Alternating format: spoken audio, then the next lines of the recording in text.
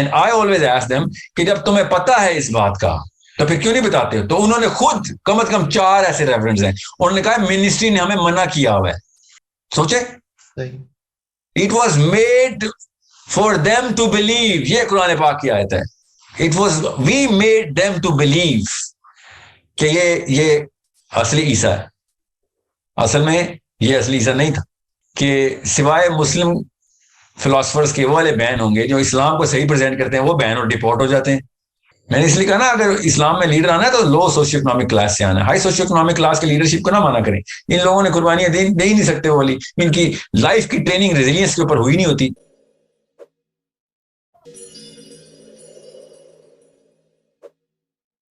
آپ ایک میٹ میں بات کر رہے تھے وہ والا کہ وہ جو واقعہ پیش آیا تھا عیسیٰ علیہ السلام والا، تو وہ جو آپ بتا رہے تھے کہ کیسے وہ مطلب وہاں کا جو کنگ تھا وہ اس کا اینیورسری تھا اور مطلب اس کے بیسس پہ جی جی چھوڑ دیے اور دوسرے کو پک کر لیے. تو یہ واقعہ ہم کو کہاں سے ملے گا؟ کیونکہ پڑھنا ہے ہم کو بجاتے. بک آف میتھیوز ہے، بک آف میتھیوز. پونشیس پائلٹ، اچھا پونشیس پائلٹ جس کو سینٹ پائلٹ بولتے ہیں، سینٹ پائلٹ، ٹھیک ہے، جی کسی وجہ سے سینٹ پائلٹ بولتے ہیں نا. خالی یہ پوچھنا ان سے کہ آپ اس کو سینٹ پائلٹ کیوں بولتے بھائی، ایسا کیا اس نے کارنامہ کیا؟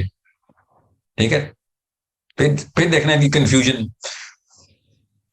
ٹھیک ہے، اور وہ واقعہ بالکل زبردست طریقے سے ایکسپلین کرتا ہے. اور آپ کیا سمجھ رہے ہیں، میں نے خود ہی بک آف میتھیوز پڑھی اور میں نے ایسے ایسے ریورنس کے ساتھ بیٹھ کے یہ بات تفصیل سے گرا کھول کے ان لوگوں نے مجھے سمجھائی ہے کہ پونشیس پائلٹ کا کیا مقام ہے.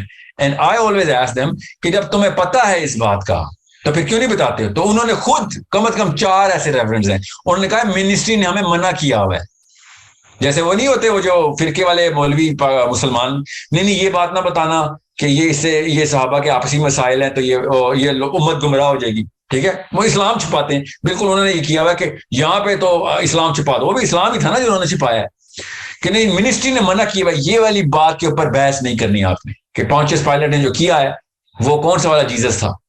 ٹھیک ہے، سو یہ میں اپنے آپ کو گواہ ٹھہرا کے بتا رہا ہوں کہ I have heard the man who was a reverend who told me ministry has banned us to talk about this. کیونکہ یہ تو بہت ہی بڑا پینڈوراز باکس اگر کھل جائے گا کہ Jesus was left alone, not put, some other guy was put on the cross. وہاں پہ جو 600 بندہ آلٹر میں کھڑا ہوا تھا، وہ 600 بندہ ہی آلٹر میں تھا نا. وہاں پہ کوئی موبائل یا یوٹیوب تھوڑی تھی جو اسی وقت دکھا دیتی کہ یہ دیکھو اس نے کہا ہے بarabbas کو چھوڑ دو. جیزس بarabbas کیا ہے؟ اللہ کا بیٹا. ٹھیک ہے، سو بarabbas you need to understand. سو ایسی زبردستی انہوں نے جو گیم ڈالی ہے وہ پولیٹیکل گیم ہے. they know that. ask them. عام سے کسی کرسچن کو تو نہیں پتا ہوگا نا، تو عام سے کرسچن کے لیے کیا کہتے ہیں؟ آپ کیا بک آف میتھیو میں کھولنا بیٹا، پڑھنا ذرا، ورس 22 سے شروع کر 28 تک مسلمان ہو جائے گا. عام سے کرسچن سے کہ تو پڑھنا، وہ پتا کہ نہیں میرا علم کافی کم ہے تو مجھے کیا پتا اس آیت کا اصل میں کانٹیکسٹ بھی پڑھ لے. تو بک آف میتھیو شروع کرتے ہیں، دیکھ لیتے ہیں کانٹیکسٹ کیا ہے. تو خالی یہ بتا دے کہ تمہارے اکابرین سینٹ پائلٹ کیوں بولتے رہے ہیں اس کو، ابھی بھی بولتے ہیں by the way. If he put Jesus on the cross, why is he a saint? You need to understand that. So it's a problem جو کہ تھوڑے سے علمی سطح پہ آ کے سالو ہو جاتی. ٹھیک ہے، اور دیکھیں قرآن پاک نے کہا کہ ان کو ایسے دکھایا ہم نے، ٹھیک ہے، کہ یہ شک میں پڑ گئے کہ یہی ہے جیزس کہ نہیں. اور کیا تفسیر کی ہوئی ہے اردو میں، کیا تفسیر ہے کہ وہ بندے کی شکل ملتی تھی.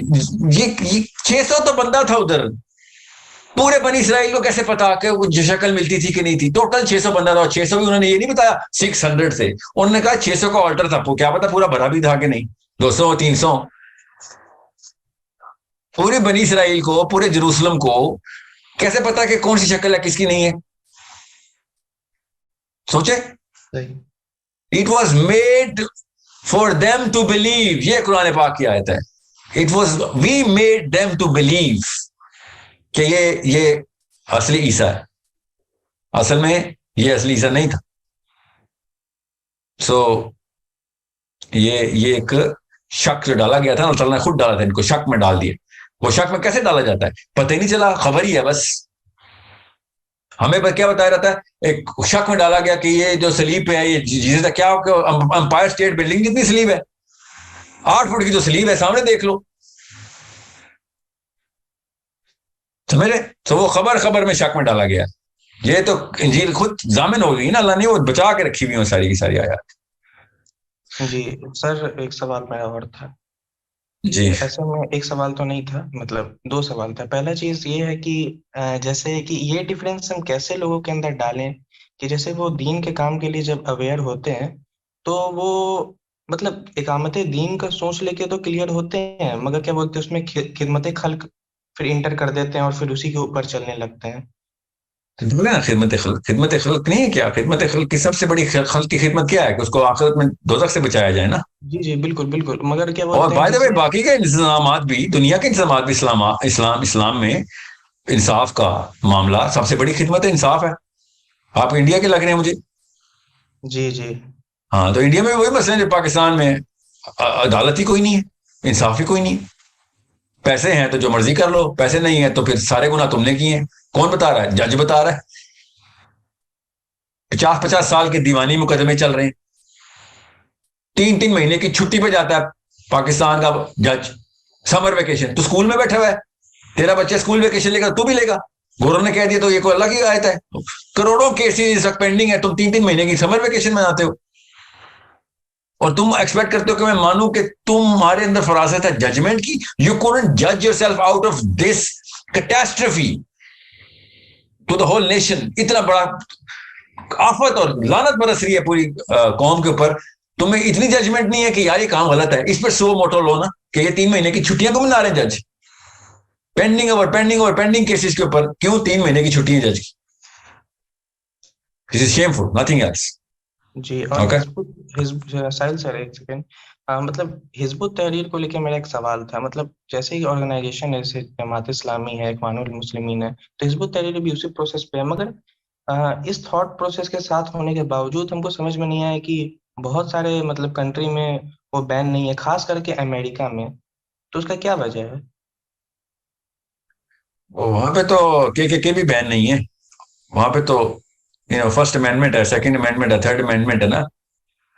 ٹھیک ہے، مطلب سمجھنے کی کوشش کریں. وہاں پہ تو ہر چیز الاؤ ہے نا. کہ اگر بین نہیں ہے، سیٹن ورشپ بین نہیں ہے، تو حزب التحریر کیوں بین؟ میں یہ نہیں کہہ رہا ہوں نعوذ باللہ یہ کہ ایک ہی لیول کے ہیں. وہاں پہ کوئی بھی کچھ بھی بین نہیں ہے. وہاں کوئی بین نہیں ہونے دے گا، نہ اچھا نہ برا، کوئی بین نہیں ہو سکتا. اب سوال یہ ہے کہ سوائے مسلم فلاسفرز کے وہ والے بین ہوں گے جو اسلام کو صحیح پریزنٹ کرتے ہیں، وہ بین اور ڈیپورٹ ہو جاتے ہیں. ٹھیک ہے، باقی سب کے سب ان بینڈ ہے. کوئی تو بات ہے نا. پھر حزب التحریر کے تو خیر میرے فلسافیکل اختلافات ہیں. میرا تو ظاہر ہے باہر کے ملکوں میں حزب التحریر سے ڈائریکٹ انٹرفیس تھا اور میں ان سے 2-3 بیسک سے سوال کرتا تھا اور سب کے سب اکٹھے جتھوں میں بیٹھ کے بس وہی وہ ایک پارٹ سا رتا ہوا ہے، وہی جواب دے رہے ہیں. پھر تجھے اتنی سمجھ نہیں آئی. نعوذ باللہ، اللہ تعالیٰ اہل قوت کا محتاج ہے. سوچیں. اور کیا کہتے ہیں، حضرت عمر کے لیے نبی اسلام نے دعا کی تھی. حضرت عمر تو آپ کو پتا بھی ہے، حضرت عمر کے پاس $0 تھے. تم بیٹھے ہوئے سارے ڈالر والوں کے پاس، ان کو پکڑنے کی کوشش کر رہے ہیں. 0 پولیٹیکل پاور تھی حضرت عمر کے پاس. جب اللہ کے نبی صلی اللہ علیہ وسلم نے دعا کی حضرت عمر کے لیے تو حضرت عمر کا کون سا ٹرائب ہے؟ ان کو اتنا نہیں پتا کہ حضرت عمر کا ٹرائب جو ہے وہ 5th فرام دا لینیج ہے. 5th قریش کا 5th، اس کو لیفٹ لم بولتے ہیں عرب میں، کہ یہ لیفٹ لم ہے، رائٹ لم بھی نہیں ہے. ابو جہل کے لیے دعا کی اور حضرت عمر بن خطاب کے لیے دعا کی. حضرت عمر بن خطاب اور ابو جہل کا پولیٹیکل کمپیریزن تو ہو ہی نہیں سکتا. ابو جہل was too high in the rank. ٹھیک ہے، حضرت عمر کے لیے کیوں دعا کی تھی؟ کیونکہ وہ توڑ تھا اس کی، وہ انصاف کی توڑ تھا. اس لیے نہیں کہ وہ پولیٹیکلی اہل قوہ میں نہیں آتے تھے. وہ he was a courageous man. That's why Hazrat Umar کے لیے دعا کی تھی. ان کو اتنا نہیں پتہ نہیں کس سے سیرا سیکھ کے آئے ہیں لوگ. کریجس مین ڈیولپ کرو نا بیٹھ کے. پولیٹیکل مائٹ کے لیے جا کے بیٹھے ہوئے ہو حزب التحریر والوں کہ ہم اہل قوہ کو پکڑیں گے، اہل قوہ بنائیں گے. یہ ہے اصلی نبی صلی اللہ علیہ وسلم کا. عام بندوں کو اہل قوہ بنائیں گے. پڑھے ذرا ابو یوسف کی کتاب. اگر عمر خطاب اسلام نہ قبول کرتے تو کیا ہوتا؟ پڑھے نا ذرا کتاب، یہ میں نے تو نہیں لکھی، کہ پاکستانی دیسستان میں کسی عالم نے لکھی، عربین اسکالرشپ نے خود لکھی ہے اپنے تمام تر سائیکولوجیکل پیرامیٹرز کو رکھتے ہوئے کہ عربین سائیکالوجی میں کیا پیرامیٹرز ہیں. They are Arab they know and they root کہ اگر عمر بن خطاب مسلمان نہ ہوتے تو میکسیمم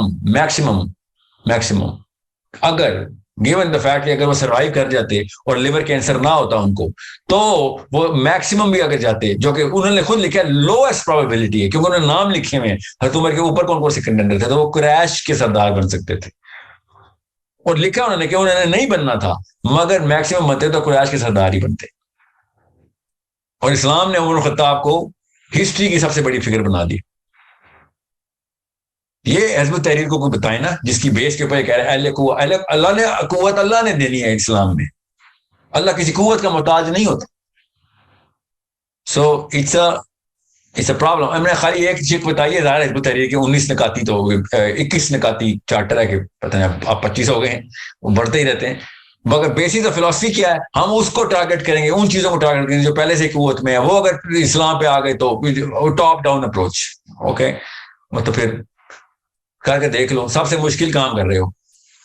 لوگ کہتے ہیں نا وہ غریبوں کو لے کے چلا ہے اور یہ کیا وہ کرے گا، تو سارے نبی غریبوں کو ہی لے کے چلے ہیں. اتنی نہیں ان کو سیرا پتا، کسی بھی نبی کو سب سے پہلی نشانی کیا ہوتی ہے کہ غریب غربا ایمان لے آتے. کہ فرسٹ نشانی ہے. کس نے پوچھا تھا؟ کیسر نے. کس سے پوچھا تھا؟ سہیل بن عمر سے کہ کیا کون لوگ اسے ایمان لا رہے ہیں. تو اس نے کیا کہا تھا، وہ بعد میں اس وقت مسلمان نہیں تھے تو اس لیے کہہ رہا ہوں، انہوں نے کیا کہا کہ عام سے بندے ہیں غریب غربا اس میں اسلام لا رہے. تو کیسر روم کو یہ سائیکالوجی پڑھا تھی، حزب التحریر کو نہیں پتا کہ ہاں یہ تو پہلی نشانی ہے نبیوں کی. آپ بیٹھے ہوئے ہیں کہ نہیں جی پہلے جرنیلوں کو مسلمان کریں، پولیٹیشینز کو مسلمان کریں، اہل قوا کو پکڑیں. اہل قوا کو پکڑیں سیریسلی؟ کون سے نبی کی سیرہ ہے بھائی آپ کے پاس؟ میرے نبی کی سیرہ میں تو ایسے نہیں ہے. سو اٹس میرے سبھی نبی کی سیرہ بتاتا ہوں کیا ہے. یوتھ کو موبلائز کریں، یوتھ کو انٹلیکچولیزم میں لائیں اور یوتھ کو کریجس بنائیں. یہ میرے نبی کی سیرہ ہے. بائی دا وے ہر نبی کی سیرہ ایسی رہی، ہر نبی کی سیرہ چلیں جو بھی رہی ہے. محمد مصطفیٰ صلی اللہ علیہ وسلم کی سیرہ یوتھ کو اسٹرینتھ دینے کی تھی، مینٹل بھی اور پولیٹیکل بھی. یہ دو دینی ہے. پولیٹیکل میں ٹائم لگا، مینٹل میں ایک دن نہیں لگایا تھا. نبی السلام نے سب سے پہلا سیشن ہی انٹلیکچولیزم کا کیا. سیرہ پڑھے نا، پتہ چلے صحابہ کی ٹریننگ کیسے کریں نبی علیہ السلام. سو اتنے اہل قوا تھے، اگر یہ اہل قوا دار ارقم میں کیوں تھے ہم؟ جی It's a bigger problem. حزب التحریر میں کسی کی نیت پہ شک نہیں کرتا، سارے اسلام کا نظام ہی چاہ رہے ہیں، مگر اس طرح کی جو ہے نا نٹ بولٹس خود نہ لگائیں اسلام میں. اسلام یہ والی ٹیکنیک میں بڑے بڑے میں سب سے مشکل میں نے کیوں کہا میں ایکسپلین کر دوں. جو قوت میں دنیا کے سسٹم میں آ جاتا ہے نا وہ سب سے مشکل ہوتا ہے کہ اپنا فلسفہ بدلے. وہ اس کو پاور مل گئی ہوتی ہے، وہ کہتا ہے یار یہ ساری چلی جائے گی. اسلام تو سب لے لیتا ہے آپ سے، اسلام میں تو قربانی ہے، سب کچھ نکال اللہ کے لیے. تو اہل قوا تو کبھی بھی نہیں دیں گے اپنی پاور. وہ کیوں آئیں گے؟ اسلام آج تک آیا کوئی؟ کسی وجہ سے نہیں آیا، کسی وجہ سے باٹم اپ چلے ہیں سارے کے سارے نظام. میں نے اس لیے کہا نا اگر اسلام میں لیڈر آنا ہے تو لو سوشیو اکنامک کلاس سے آنا ہے. ہائی سوشیو اکنامک کلاس کے لیڈرشپ کو نہ مانا کریں. ان لوگوں نے قربانیاں دے ہی نہیں سکتے. وہ والی ان کی لائف کی ٹریننگ ریزیلینس کے اوپر ہوئی نہیں ہوتی. ان کی سائیکالوجی نازک ہوتی، نزاکت پسند ہوتی. So you need to get a guy from the middle class who's seen through both. Intellectualism اوپر سے پکڑتا ہے اور جو ریزیلینس ہے وہ نیچے سے پکڑتا ہے. ٹرین کرتا ہے لائف سے، اپنی لائف ٹرین کر کے آیا ہوتا ہو. سو یہ بنی گالا میں بیٹھ کے یا جاتی امرا میں بیٹھ کے نہیں آنے. آپ انڈیا میں آپ کو نہیں پتا، یہ وہاں پہ بھی ایسے ہی معاملات ہیں. ٹھیک ہے، وڈیروں سے نہیں آنا، یہ چودھریوں سے نہیں، جاگیرداروں سے نہیں اسلام کی لیڈرشپ آنی. یوتھ سے آنی ہے، عام لڑکوں سے، عام لڑکیوں سے انشاءاللہ.